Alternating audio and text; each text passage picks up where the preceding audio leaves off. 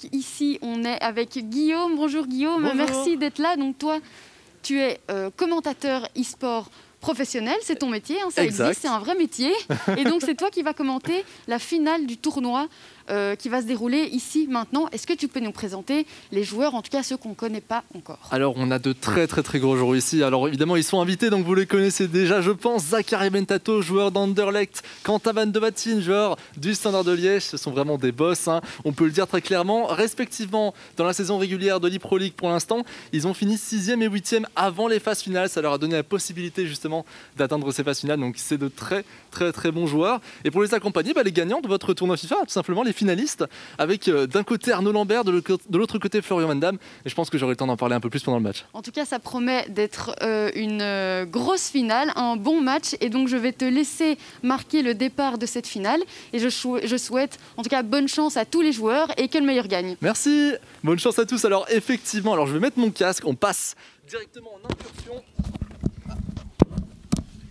Ça y est, j'y suis directement avec vous. J'espère que vous allez très bien aussi de votre côté. Alors, on vous l'a dit, je vous l'ai dit, un match très intéressant sur le papier. Déjà du 2 contre 2, c'est très rare. C'est assez rare que pour le souligner. C'est un format qui n'est peut-être pas non plus maîtrisé par nos joueurs qui ont fait le tournoi en 1 contre 1.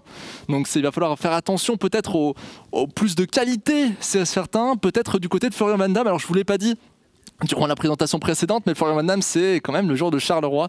Et c'est assez impressionnant de se dire que finalement, il a participé à ce tournoi, il est revenu jusqu'à la finale, et notamment sur un point qui est extrêmement important, c'est qu'en théorie, il est mieux classé que nos 2 joueurs pros au sein de la compétition régulière. L'air de rien, il a fini 3e, 38 points.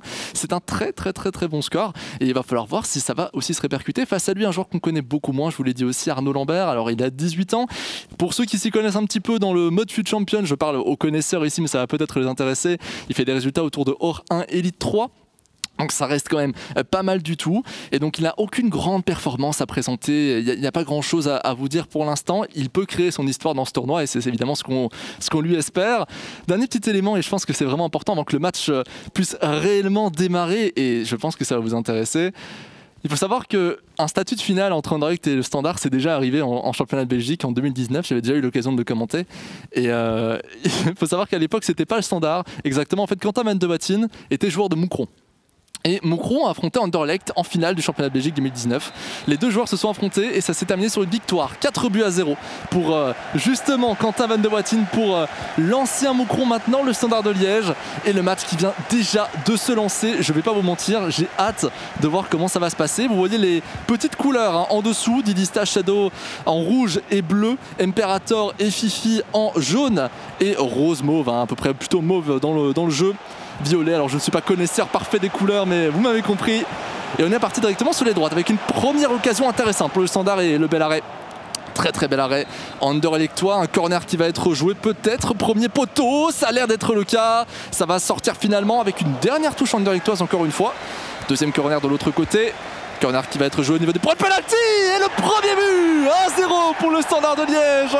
Ça commence très bien. L'association entre Shadow et Didista a l'air de très bien fonctionner, de joueurs d'ailleurs qui se connaissent, hein. Je ne l'ai pas encore beaucoup annoncé aussi, mais évidemment, vu qu'ils se sont déjà affrontés, ils ont déjà peut-être même pu s'entraîner ensemble. Mais je vous le dirai jamais assez, il ne faut pas sous-estimer les joueurs qu'on ne connaît pas. C'est bien ça le problème, on ne les connaît pas. Donc à tout moment, ils peuvent nous proposer quelque chose d'assez exceptionnel. On relance du coup dans ce match, l'Anderlechtoise, 10e minute de jeu, ça a commencé du coup très fort, avec une jolie tête sur corner. Ça avait été bien défendu jusque là sur le premier corner également, voir si on va pouvoir changer un petit peu les choses. Peut-être partir ici sur l'aile droite avec Aitel Hadj. On est en mode 90, pour ceux aussi qui se posent la question. Mode 90, ça veut dire qu'on n'aura pas les statistiques exactes de nos joueurs. Chaque joueur aura une statistique dépendante de son poste. Donc tous les ailiers ont les mêmes statistiques, tous les avant-centres ont les mêmes statistiques, tous les défenseurs centraux ont les mêmes statistiques. Attention ici quand même à Boljevic, parce que Boljevic est bien parti, très bien parti même. Finalement il se fait arrêter par la défense anderlechtoise, qui a plus à faire pour l'instant que son opposant liégeois. Attention quand même, on sent une domination non seulement au niveau du score mais aussi au niveau du jeu pour l'instant pour le Standard. 17e minute de jeu et la sortie en touche, je vous disais donc mode 90. tous les buteurs, tous les défenseurs centraux ont les mêmes statistiques. Ce qui veut dire que parfois ça peut être intéressant, par exemple, alors c'est un exemple qui n'est pas vrai, mais vous m'avez compris, imaginons que les défenseurs centraux seraient très rapides et très bons en tir, eh bien on pourrait mettre des défenseurs centraux en position de buteur en disant que c'est plus intéressant au niveau statistique, ça nous plaît plus, le style de jeu nous plaît plus.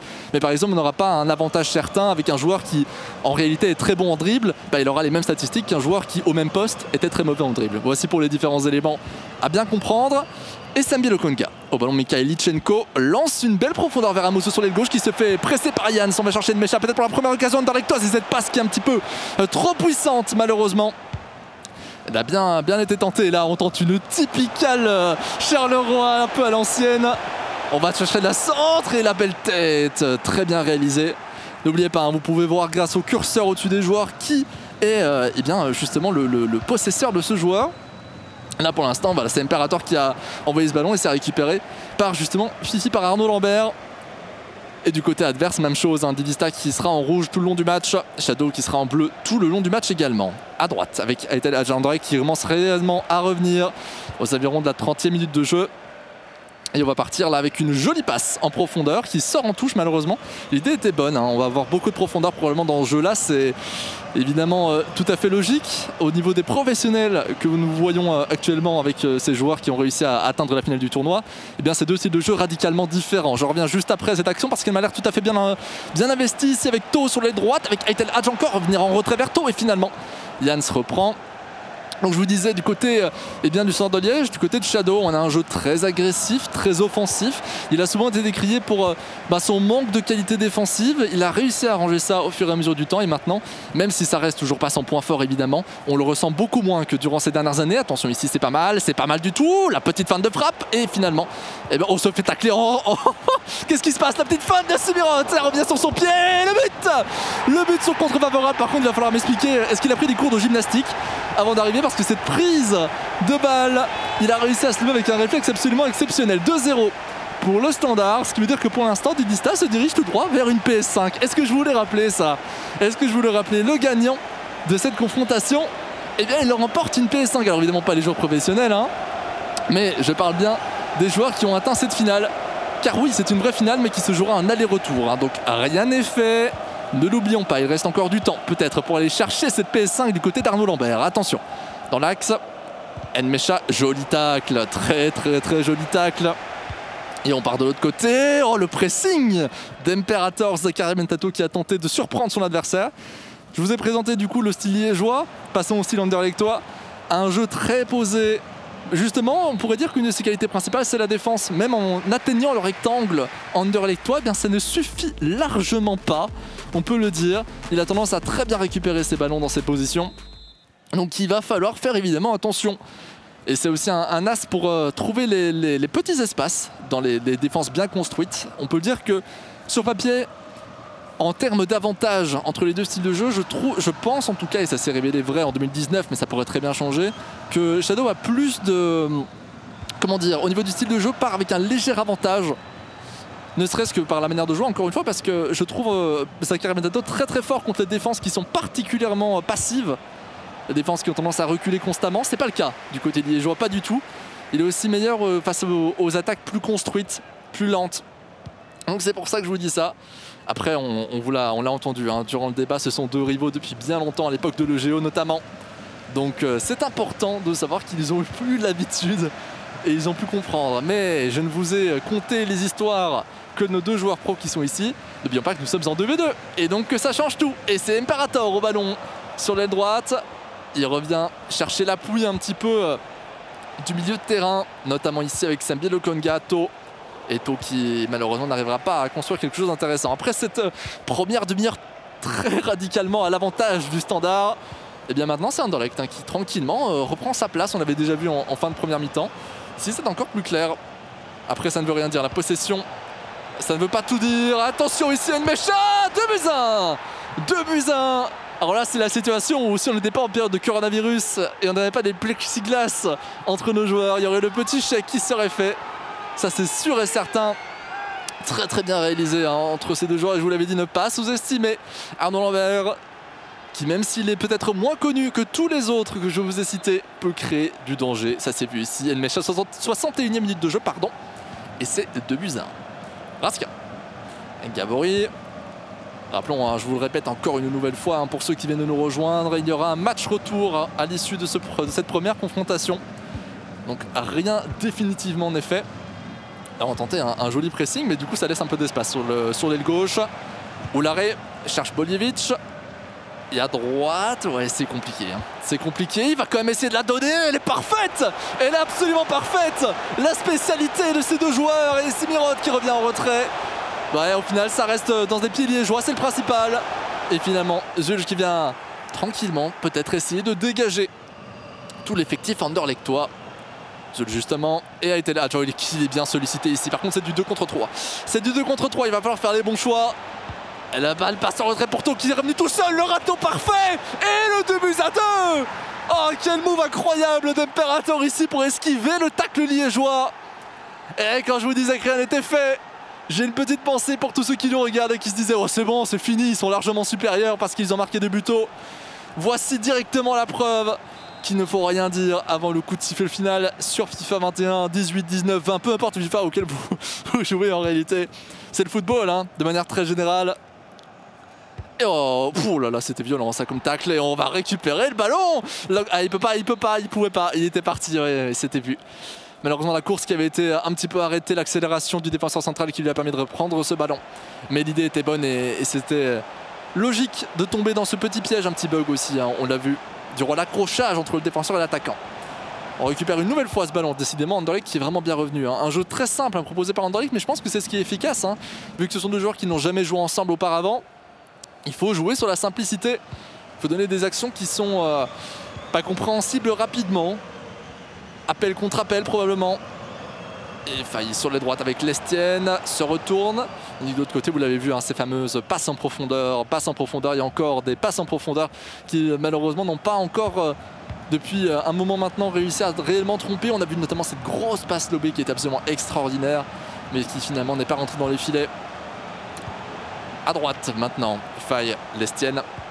Et de nouveau Faye qui se retourne, vient chercher Lestienne, Boljevic, Balikwisha. Balikwisha pour Oularé, c'est pas mal. Oularé, le tir est finalement arrêté. On va tenter d'ici dégager, mais on récupère bien le ballon du côté de Van Krombrugge. Et on va temporiser, gagner le temps, les secondes qui sont données.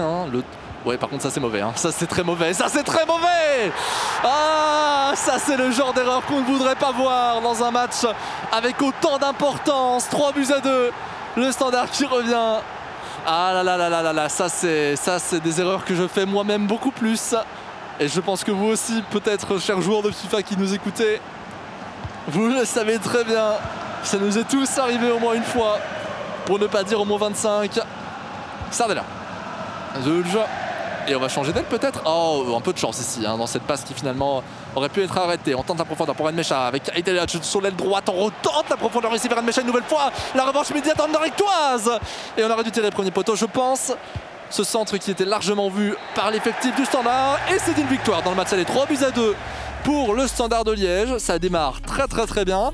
On sait qu'il y a quand même un écart de seulement un but. C'est largement remontable au niveau des statistiques. Par contre, c'est sans équivoque. 7 tirs à 2. Donc la domination qui était quand même assez évidente. Et finalement, on voit, je ne sais pas si vous l'avez vu sur votre écran, mais quelques petites instructions entre Shadow et Didista, peut-être pour venir créer un danger supplémentaire durant ce match qui vient de se lancer. On rappelle aller-retour. Donc là, on est sur le second match, 3-2 à l'issue de la première confrontation. Pas de règle domicile extérieur. Si c'est égalité, c'est les pénaltys. Et les pénaltys, vous savez bien que c'est stressant, très stressant, notamment pour nos joueurs. Enmecha avec Amouzou, c'est pas mal. Tire l'Amouzou, évidemment 3-3, 1-0 dans le match retour. Et quel match, quelle confrontation très intéressante. J'avais peur, je vais pas vous mentir, j'avais peur d'une confrontation qui aille dans un seul sens, parce que voilà, on n'a qu'un seul match à commenter, on n'a qu'une seule finale à commenter. Moi je voulais du suspense, je voulais quelque chose de vraiment qui nous prenne aux tripes. Et ben là pour l'instant on est plutôt bien servi. Allez, bien vu, très bien réalisé. On va chercher Oularé, Raskin, la profondeur elle était vue, mais elle est bien défendue, très bien défendue par Imperator ici. Cette balle qui va sortir en corner. Les corners qui ont déjà été marqués, notamment sur cette tête, cette dangereuse tête. Je crois que c'est Oularé qu'on essaie d'aller chercher. C'est le plus grand, si je ne me trompe pas. Amouzou. On va chercher tôt et il va falloir... ouais, non, il aurait fallu un dribble supplémentaire. Cette prise de vitesse qui a été insuffisante. Et n'empêche qu'il faut applaudir hein, les synergies qu'on a réussi à avoir.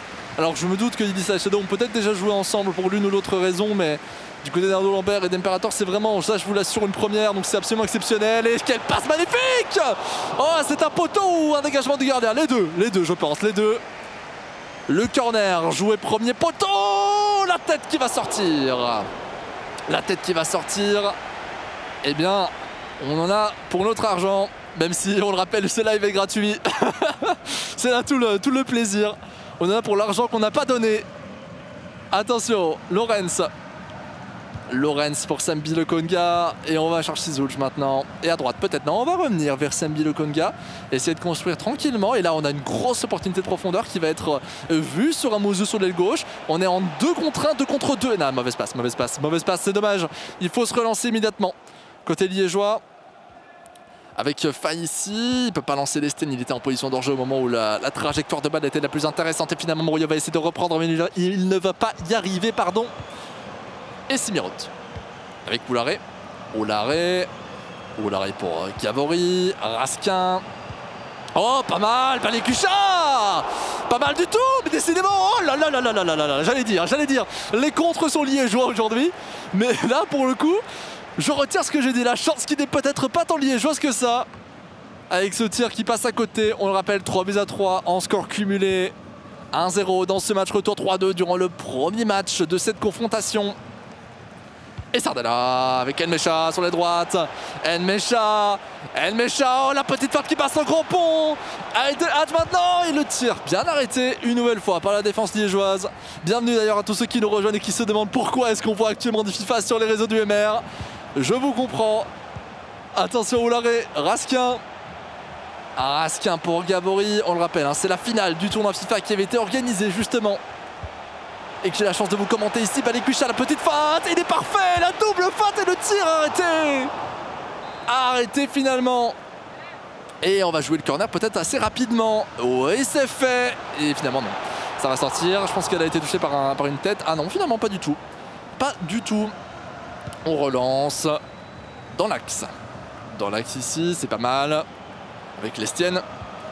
Simirot. Raskin. Et à gauche, là, vous le voyez, la profondeur qui avait été proposée. On a voulu jouer justement d'une manière un peu différente, hein, vu que la passe vers la gauche était largement anticipée, largement visible. En général, il faut vous dire un truc, quand je vois, particulièrement moi, mais peut-être que vous aussi, qui sait, quand je vois une action, les joueurs aussi. C'est quasiment sûr à 100%. On a beau avoir la vision de jeu du spectateur, hein, avoir l'occasion de ne faire que regarder le match, de ne pas devoir se concentrer sur le ballon en tant que tel. Mais malgré tout, en général, ils ont une vision de jeu qui est largement supérieure à la mienne. Même si je me doute qu'il doit y avoir aussi des joueurs peut-être qui nous regardent actuellement et qui doivent se rapprocher de cette vision de jeu. Après évidemment être commentateur depuis déjà maintenant 3 ans maintenant, ça aide beaucoup hein, à commencer à voir ce genre d'action, à anticiper les actions de l'adversaire. Et alors que je vous disais tout cela, eh bien c'est la fin de la première mi-temps. Première mi-temps sur un score, je vous le rappelle, d'1-0, toujours autant d'occasions liégeoises. Hein, vraiment, Anderlecht qui ne tire pas beaucoup, mais qui marque avec un réalisme absolument exceptionnel. Vraiment, c'est assez fou. Mais c'est normal, je vous l'avais dit, et ça revient sur les logiques citées précédemment entre Anderlecht et le Standard. C'est que du côté évidemment d'Anderlecht, on a beaucoup moins d'occasions, on marque d'ailleurs souvent beaucoup moins de buts, mais on encaisse aussi beaucoup moins grâce à une bonne défense. Après on se rappelle quand même du tir de Simirot qui est passé à côté, alors que après le contre favorable il était 100% censé rentrer, hein, on peut le dire. Et Mikhailichenko qui lance à Mouzou. Oh là là là là là là, la vitesse d'Amouzou, il va réussir à la reprendre. La garder, il ne pourra pas continuer sa course hein, malheureusement. Avec Hadj, Sambi Lokonga, Lolj, avec maintenant Bondo qui pousse ce ballon, et attention à ne pas la sortir. Hein. Ce serait dommage de perdre un ballon si bêtement. On a un peu de chance ici. Les contres sont des deux côtés maintenant. Avec Hadj. Et joli tacle les liégeois. On s'est retourné, c'était peut-être pas la bonne solution. Et oh là là là là là là, les profondeurs, je vous l'avais dit. Balékucha, le tacle raté, non trop loin. Le râteau, le but du Standard de Liège. 52e minute de jeu. Ah, je vais pas mentir, je n'y croyais plus. Après cette poussée de balle, légèrement pour moi, un petit peu trop puissante. Finalement, on a réussi à me faire démentir. Peut-être on le verra sur ce replay. Regardez, ici, on pousse le ballon pour moi trop loin. Mais le râteau parvient à sauver un petit peu les meubles. Tiré premier poteau, et vous avez vu la tentative d'assassinat d'Anderlecht juste avant. Tentative de carton rouge, c'était peut-être la bonne solution, on n'est qu'à la 54e minute de jeu. Et puis ça fait évidemment beaucoup moins mal les tacles sur FIFA que les tacles dans la vraie vie. Donc c'est moins un assassinat, hein, évidemment. Mikhaïlichenko, Amuzu sur l'aile gauche, qui se fait presser par Faye. On va revenir en retrait avec Mikhaïlichenko. Sambi de Konga, Zouj, et à droite. Non, on va revenir dans la même aile. Il faut réussir à créer du rythme et en même temps le casser, hein. C'est important. Alors, peut-être ne suis-je pas très clair à ce niveau-là, mais il faut donner l'impression aux joueurs adverses, aux deux joueurs adverses en l'occurrence ici, eh bien qu'il peut nier dans notre esprit et ainsi faire quelque chose auquel il ne s'attend absolument pas. Ça c'est de la stratégie, c'est le cas pour l'e-sport de manière générale. Attention les scènes, c'est pas mal. Mais oui, les têtes, je vous le dis. Qu'elles sont importantes de Musa, le Standard de Liège qui remonte et qui va même prendre l'avantage. Un avantage très très certain, on le rappelle. 2 buts maintenant, le break qui a été fait en score cumulé. C'était 3-2 à l'issue de la première confrontation pour le Standard de Liège. Pour Didista donc, le joueur qui peut peut-être aller chercher cette fameuse PS5 qu'il doit attendre avec impatience. A l'inverse, du coup maintenant, alors qu'on avait réussi à remonter très tôt dans le match avec ce 1-0 qui nous permettait de revenir à un score total de 3-3. Ici, c'est 5-3. On fait les changements tactiques, alors avec 4-1-2-1-2. Formation très offensive, hein, évidemment, avec en plus des instructions qui sont tout aussi offensives. On demande notamment à Amuzu et aux 2 buteurs de rester devant. À l'inverse, 4-2-3-1, bon, c'est une formation très classique. Je ne sais pas si on peut la citer comme naturellement défensive. Mais en tout cas, en fonction des choix que l'on fait en tactique ensuite, là vous le voyez ici, sur votre gauche, au niveau de la largeur, de la profondeur, du style de jeu offensif, défensif, eh bien on va pouvoir déterminer les éléments qui permettront de décider si une composition est plus défensive ou offensive. Ici vous voyez qu'ils changent leur plan de jeu, c'est une mécanique dans FIFA qui nous permet de, en temps réel, changer. Donc voilà, vous modifiez votre plan de jeu défensif, offensif, ultra offensif, ultra défensif et équilibré. Et ainsi vous pouvez simplement naviguer entre ces différentes possibilités directement dans le jeu. Ça vous évite de devoir appuyer sur pause. Ça a été ajouté relativement récemment, hein. Récemment à l'échelle de FIFA, il y a quelques années quand même maintenant, hein. À droite, avec Aït Hadj, et ça va être difficile, hein. Là il faut remonter un break, Là on rentre presque même d'ailleurs dans un score de tennis, hein. Donc il va falloir très rapidement remonter d'ici les 24 minutes de jeu qui suivent. On rappelle qu'une PS5 est en jeu, ce n'est pas rien, surtout qu'elles sont introuvables. Petit spoiler, y compris par moi. Je n'en ai toujours pas. Oularé Raskin. Et on va peut-être aller chercher l'aile droite ici. Hop, beau changement d'aile, il faut gagner du temps maintenant. C'est pas la spécialité des 2 joueurs. Il faut savoir que Florian Van Damme, Didista est aussi un joueur très offensif, hein. Donc c'est évidemment pas leur point fort. Mais malgré tout, ils ont des capacités. Moi j'ai juste de très mauvais souvenirs concernant les joueurs qui font tourner en défense. Ils ont souvent tendance à se faire punir, hein. Sylvestre. Allez voilà, première récupération anderlechtoise. Oh, double tacle, Lestienne qui fait son travail défense. Oh, assassinat, je vous l'avais dit, assassinat dans l'axe.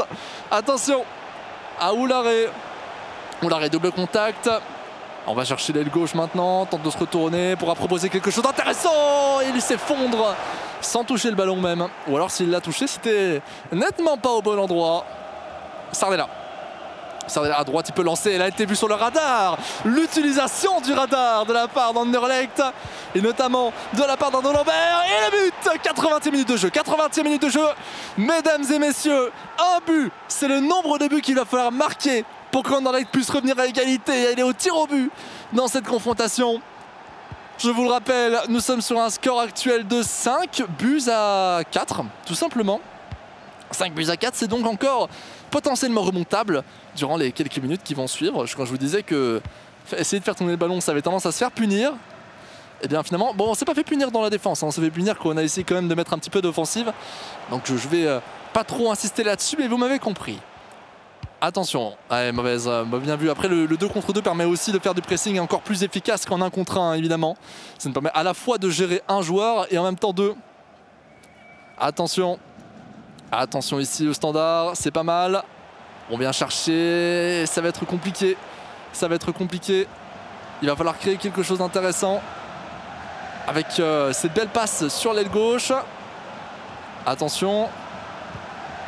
Ah, pas mal, l'aile droite. Ici, dans l'axe. C'est pas mal, on peut chercher la profondeur. Il va falloir créer quelque chose de rapide, de très très rapide. Sinon ça ne va pas du tout le faire. Attention, c'est la fin, c'est fini. C'est fini, la défense ne pourra pas récupérer ce ballon et c'est terminé. C'est terminé, malheureusement pour Armand-Lambert et heureusement pour Didista, la victoire du Standard face à Anderlecht. Ça rappellera quelques peut-être mauvais souvenirs à Imperator aussi, mais la vraie revanche se fera peut-être dans les phases finales du championnat de Belgique. Didista qui vient donc l'emporter dans son 2 contre 2. Il faut aussi souligner quand même les belles qualités d'Armand-Lambert dans son jeu de manière générale. Il faut quand même le faire. Il était face à des joueurs très expérimentés, des joueurs de club. Littéralement des joueurs de club. Il a réussi à proposer un niveau de jeu tout à fait intéressant et vous le voyez dans les statistiques. Et même si vous ne le voyez pas, je vous le dis, 9 tirs à 3 quand même pour Liège.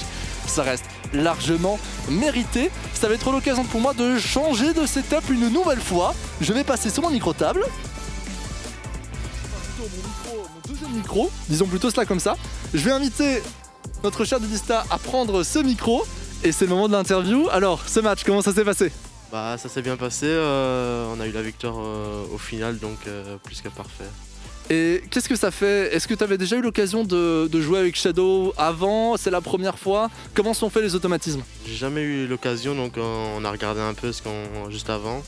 Et on a été de notre niveau à mon niveau, on a essayé de faire le mieux possible. C'était la première fois qu'on jouait ensemble, donc je pense que ça s'est bien passé au final. Et juste une petite question comme ça, est-ce que en 2 contre 2 tu te sens aussi à l'aise qu'en 1 contre 1? Pas du tout? Non, pas du tout, parce qu'on ne sait pas gérer notre défense comme on veut, on ne peut pas attaquer comme on veut. Donc si on veut faire partir un joueur, peut-être que mon coéquipier a ce joueur-là qu'on veut faire partir, donc il ne part pas. C'est vraiment un mécanisme à avoir, c'est tout autre chose qu'un 1v1. Mon petit doigt me dit qu'il y a une PS5 qui traîne autour de moi. Qu'est-ce que tu vas en faire de cette PS5? Bah, je vais sûrement la garder, bien la mettre et commencer à jouer. Sur FIFA, je suppose. Ouais, sur FIFA. Un petit autre jeu qui te tente sur PS5 peut-être? Peut-être Call of Duty. Ah, allez, bah justement, elle est ici. Alors je vais essayer de vous la prendre en gardant le micro, mais évidemment ce n'est pas facile, alors je vais me permettre de l'enlever. Attends, je vais la prendre. Hop. Hop. Allez, elle est belle, hein, tu peux la lever, c'est comme un trophée à ce stade. Hein. Ah, merci en tout cas. La PS5 gagnée par